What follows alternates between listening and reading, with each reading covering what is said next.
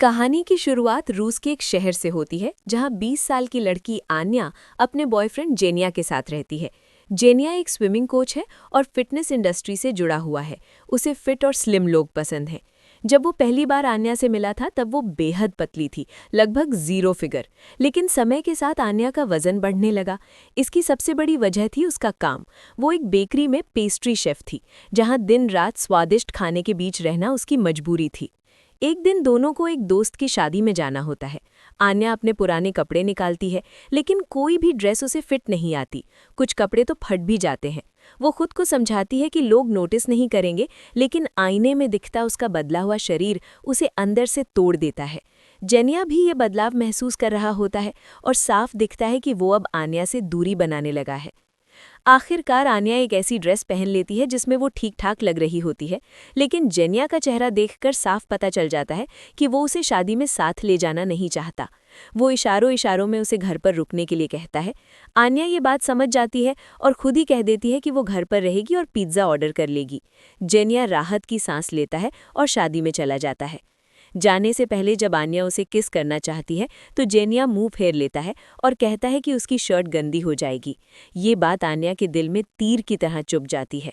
जेनिया के जाते ही आन्या आरामदायक कपड़े पहनती है और वजन नापती है, 76 किलो। वो खुद को दिलासा देती है कि वो जैसी है वैसी ही अच्छी है।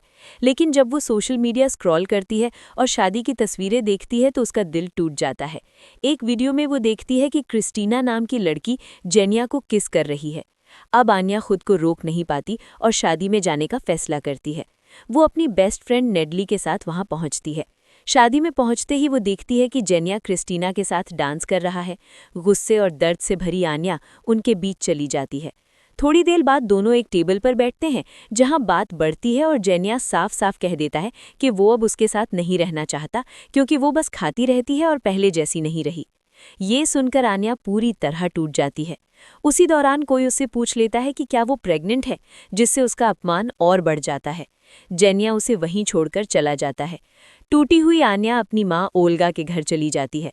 माँ उसे दिलासा देने की कोशिश करती है, लेकिन अनजाने में कही गई बातें उसे और ज्यादा दुखी कर देती हैं। कुछ दिनों बाद आन्या अपनी दोस्त नेडली के घर रहने लगती है। वहां वो समझती है कि अगर उसने खुद को नहीं बदला तो वो हमेशा इसी दर्द में डूबी रहेगी। नेडली उसे जिम ट्राई करने का आइडिया देती है। आन्या कोशिश करती है, लेकिन बार बार फेल होती है।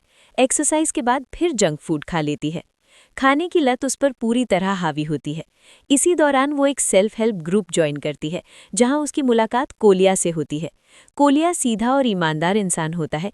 वो आन्या को आईना दिखाता है कि जब तक वो खुद सच्चाई स्वीकार नहीं करेगी तब तक आगे नहीं बढ़ पाएगी।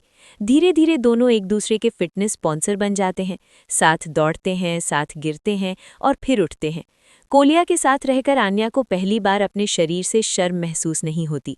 उसका आत्मविश्वास लौटने लगता है। कुछ ही महीनों में वो 10 किलो वजन कम कर लेती है।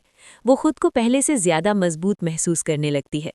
जब वो दोबारा जेनिया से मिलती है तो उसे एहसास होता है कि जिस इंसान के लिए वो खुद को बदलना चाहती थी वो कभी उसके काबिल था ही नहीं। जेनिया अब भी वही सतही इंसान है, जबकि आन्या अंदर से बदल चुकी होती है। कहानी का सबसे अहम मोड़ तब आता है जब आन्या अपने पिता सर्गे से मिलती है। बचपन के अधूरे सवाल, छोड़े जाने का दर्द और अंदर का खालीपन सब सामने आ जाता है। लेकिन यहाँ भी उसे समझ आ जाता है कि हर जख्म का इलाज दूसरों से नहीं बल्कि खुद से प्यार करने से होता है। आखिरकार फिनाले में आन्या एक फिटनेस रन में हिस्सा लेती है। इस बार वो सिर्फ दौड़ नहीं रही होती, बल्कि अपनी जिंदगी से भागने के बजाय उसे अपनाना सीख चुकी होती है। फिनिश लाइन पार करते वक्त वो समझ जाती है कि अब वो सिर्फ एक पतली लड़की नहीं बल्कि एक मजबूत इंसान बन चुकी है। कोलिया के साथ उसका रिश्ता अब सच्चे प्यार में बदल चुका होता है।